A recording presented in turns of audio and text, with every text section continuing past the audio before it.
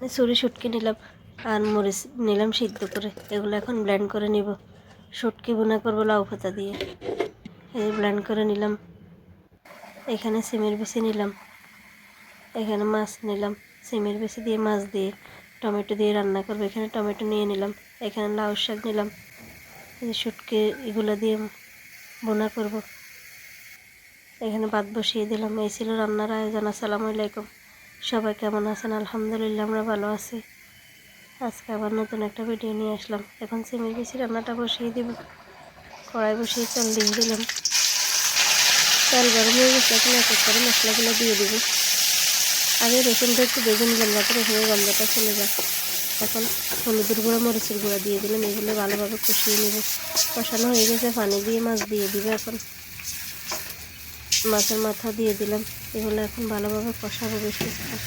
ভাতের বলক এসে গেছে, এই যে মাছটাও বলক এসে গেছে। উল্টিয়ে পাল্টিয়ে ভালোভাবে কষিয়ে নিব। মাছের মাথাগুলো কষানো হয়ে গেছে, এখন সিমের বিচি দিয়ে দিব। একটু পানি দিয়ে দিলাম যাতে তাড়াতাড়ি সিদ্ধ হয়ে যায়। এই যে এগুলো মিক্স করে নিলাম, এখন বেশ কিছুক্ষণ জাল করব। সিমের বিচিগুলোও বলক এসে গেছে, আবার একটু মিক্স করে দিলাম। এদিকে ভাতগুলো হয়ে গেছে, ভাতের মাছ উঠতে দিয়ে দিব। এই সিমের বিচি কষানো হয়ে আসছে, টমেটো দিয়ে দিলাম। টমেটো দিয়ে একটু মিক্স করে কষিয়ে নেব। দিয়ে দিলাম একটু জিরা ধনিয়ার গুঁড়ো, এগুলো দিয়ে একটু মিক্স করে নিলাম, একটু কষাবো। এদিকে লাউ পাতাটা এখন রেডি করে নিব। এই যে একটা কড়াইয়ের মধ্যে নিয়ে নিলাম, এখন একটু মিক্স করব। হলুদের গুঁড়ো, লবণ দিয়ে দিলাম। এখানে বাটা মরিচগুলো আগে ব্লেন্ড করে নিয়েছিলাম, ওখানে মরিচ দিয়েছিলাম কিন্তু কম হয়েছে, এই জন্য আরেকটু বাটা মরিচ দিয়ে দিলাম। বেশ খানিকটা রসুন বাটা দিয়ে দিলাম সরিষার তেল।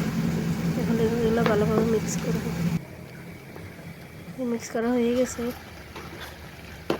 এদিকে সিমের বিচিটাও কষানো হয়ে গেছে, পানি দিয়ে দিলাম। পানি দিয়ে একটু মিক্স করে এখন খাওয়া পর্যন্ত জাল করব। দিয়ে দিলাম কড়াইয়ের মধ্যে একটু সরিষার তেল। এখন লাউ পাতাগুলো অর্ধেক বিছিয়ে দিব, এর উপরে শুটকিগুলো দিয়ে দিব। এই যে কয়েকটা বিছিয়ে নিলাম, এখন শুটকিগুলো দিয়ে দিলাম। এগুলো দিয়ে এখন আবার একটু ধনিয়া পাতা দিয়ে দিলাম উপরে, আবার দিয়ে দিলাম লাউ পাতা দিয়ে ঢাকনা দিয়ে দিলাম। এভাবে লাউ পাতাটা পাতুরি করলে শুটকি দিয়ে খেতে অনেক মজা লাগে। এই যে ঢাকনা দেওয়া হয়ে গেছে, এখন চুলায় বসিয়ে দিব। ওই পিঠ হওয়া পর্যন্ত জাল করবো, একটু নুয়ে আসুক। এদিকে বিচিগুলোও বলক এসে গেছে, একটু নেড়ে দিলাম। যে লাউ পাতাটা অনেকটা নুয়ে গেছে, এই পিঠটায় অনেকখানি পানি বের হয়ে গেছে। পানিগুলো শুকানো পর্যন্ত জাল করব। এদিকে সিমের বিচিটাও রান্না হয়ে আসছে, নামিয়ে নিব। এখন এগুলো উল্টিয়ে দিব একটু। এই পিঠটা ওই পিঠটা হয়ে গেছে, অনেক সুন্দরই গান বাইরেছে। এই যে উল্টিয়ে দিব এখন একটা প্লেটের সাহায্যে। এভাবে উল্টানো যায় না, তাই ফ্রাই প্যানের মধ্যে ঢেলে উল্টিয়ে দিলাম। এখন এই পিঠটা ভালোভাবে রান্না করব।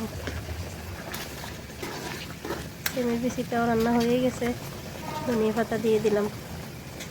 ধনিয়া পাতা দিয়ে একটু জাল করব। অনেক সুন্দর হয়েছে সিমের বিচির কালারটাও।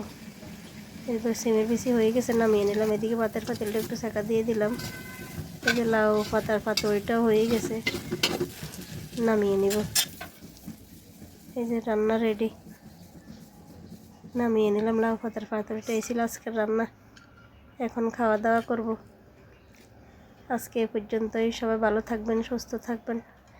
যেখান থেকে ভিডিওটা দেখেন, ভালো লাগলে লাইক কমেন্ট করবেন। আল্লাহ হাফেজ, সবাইকে অনেক ধন্যবাদ। আসসালামু আলাইকুম।